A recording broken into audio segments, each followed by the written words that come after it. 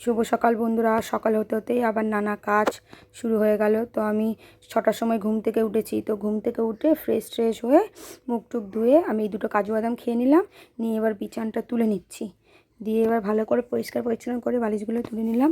এবার ঘর টর সব জিনিসপত্র পড়ে থাকে, রাতের বেলা কাজ করি তো ওইগুলো করে এখন আমি ঘর টরগুলো ঝাঁট দেবো। তো আমি কি করলাম, সকালবেলায় যে পাখিকে খেতে দিই ওখানে জল আর পাখির খাবারটা দিয়ে দিলাম, কারণ পাখিরা এসে চিল্লাচিল্লি করছিল।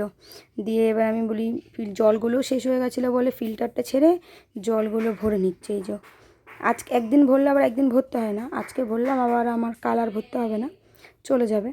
তো এই যতটা এখন ফিল্টারের জল ছিল ততটা আমি বোতলগুলো পরিষ্কার করে নিয়ে নিলাম। এখন আবার জল ভরতে দিচ্ছে। আমি ভাবলাম এই মাঝে ঘরটা একটু পরিষ্কার করে নিয়ে ঝাঁটটার দেবো। তো ওইখানে তো মেশিনে কাজ করি, তো নিচে তো অনেক কুচো কাপড় পরেই থাকে, দেখতে পাচ্ছ ঝাঁট দিচ্ছি।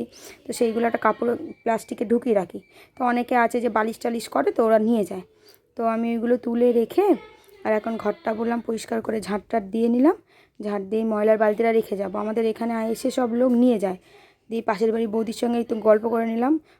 এবার হাতটা ধুয়ে আবার বাকি যে 2-3টে বোতল ছিল, যতটা জল ভর্তি হলো ততটা বোতলগুলো ভরে নিচ্ছি।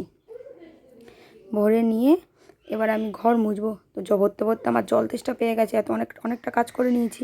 তো এবার ঘরটা ভালো করে পরিষ্কার করে মুছে নিচ্ছি ধীরে ধীরে। দিয়ে এই বেশিক্ষণ লাগে না ঘর মুছতে। আমার ঘরটা তো ছোটো, একটা ঘর আর একটা ডাইনিং রুম। তো ওইখানে যে উল্টো দিকের ঘরের বৌদিটা ছেলেকে খাওয়াচ্ছে। তো এই করতে করতে একটু গল্পও করে নিলাম। একটু বলছে ভিডিও করছো? বললাম হ্যাঁ ভিডিও করছি। বলে ঠিক আছে তাহলে করে নাও। তো ওই বলে আমি এই পরিষ্কার করে নিলাম ঘরটা। নিয়ে এবারে পা মোচাগুলো আবার জায়গায় জায়গায় দিয়ে দিলাম। এবার আমি স্নান করতে যাব। এই যে স্নান করে বেরিয়ে গেলাম। এই জামা কাপড়গুলো আমি ওয়াশিং মেশিনে ঢুকিয়ে রাখলাম, কারণ প্রতিদিন তো আর কাচি না। দুটো 3টে জামা তো পরে প্রতিদিন। তো প্রায় 3-4 দিন পরে ওখানেই রেখে দিই, 3-4 দিন পর একবারে কেচে নিই। তো এই পুজো টুজো দেবো বলে আমি এই ঠাকুরের বাসনগুলো নিয়ে এলাম। নিয়ে এসে এই প্রসাদগুলো এখানে পাখিকে দিয়ে দিলাম। পাখিরা ওই মিছরি বা যাই কিছু দেই না কেন ওরা খুব খেতে ভালোবাসে। তো আরও এই 1-2 বোতল বাকি ছিল। তো এই বললাম বাসনটা মাজার আগে জলটা ভরে নিই, তাহলে ফিল্টারটাও পুরো ভর্তি থাকবে। জলগুলো সব কটা ভরা হয়ে গেছে। তো এবারে ঠাকুরের বাসনগুলো পরিষ্কার করে মেজে নিচ্ছি। মেজে টেজে নিয়ে এবার আমি পুজো দিয়ে দেবো।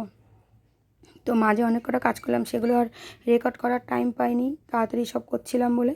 এই এখন ওখানটা পরিষ্কার করে নিচ্ছি। এই ঠাকুরের বাসনটা ভালো করে ধুয়ে নিচ্ছি। ধুয়ে একটু জল নিয়ে নেবো শিবের মাথায় দেওয়ার জন্য। তো ওই জলই দিয়ে দিই। গঙ্গা জল যখন থাকে না, এখন গঙ্গা জলটা শেষ হয়ে গেছে, তো যাওয়া হচ্ছে না। দেখি সামনেই যেতে পারি গঙ্গায়, তো তখন জল নিয়ে আসবো। তো এই যে পুজো দিতে বসে গেলাম। তো এখন অনেকেই কমেন্ট হয়তো করতে পারো যে অনেকে আমি দেখি যে মাথায় তুমি কেন কাপড় দাওনি, পুজো করতে বসেছো।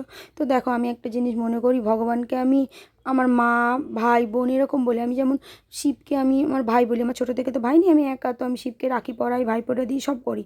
তো আমি সেই জন্য আমার ফ্যামিলির মেম্বার বলি, নিজের মতন আমি যেমন, মনটা পরিষ্কার থাকলেই সব পরিষ্কার। আমি এটা মনে করি, মন থেকে ডাকলেই হলো ভগবানকে। তো তুমি কেমন করে পুজো দিচ্ছ তেমন কোনো ব্যাপার না। তো আমি যেরকম পারি আমার মন মতন, প্রতিদিন ফুলও দিতে পারি না, যে যখন ফুল পাই নিয়ে আসতে পারি তখনই ফুল দিই। তো আমি এই যে প্রদীপ দিয়ে ধূপ টুপ দিয়ে দিলাম। দিয়ে একটু পুজো টুজো করে নিয়ে এই যে এই ধূপকাঠিটা একটু পুজো করে নিচ্ছি। আমি একটু শিবের নাম নিয়ে নিচ্ছি। তো শিবের নামটা নিয়ে আমি আবার একটু গীতা পাঠ করব। গীতা পাঠটা অল্পই করি, অতটাও মানে গীতা পাঠ শ্লোকগুলো একটু পড়তে অসুবিধায়, সত্যি বলতে অসুবিধা হয়। তবু আমি ইউটিউব থেকে পড়া প্র্যাকটিস করেছি, তো ওইভাবেই পড়ি। তো এখন গীতা পাঠটা হয়ে গেছে। এবার আমি এই ধূপটা নিয়ে আর জলটা নিয়ে আমি বাইরে সূর্য দেবতাকে আর তুলসী মাতাকে জল দেওয়ার জন্য গেলাম। তো এই জল টল দিয়ে এসে রেখে এবার আমি টিফিন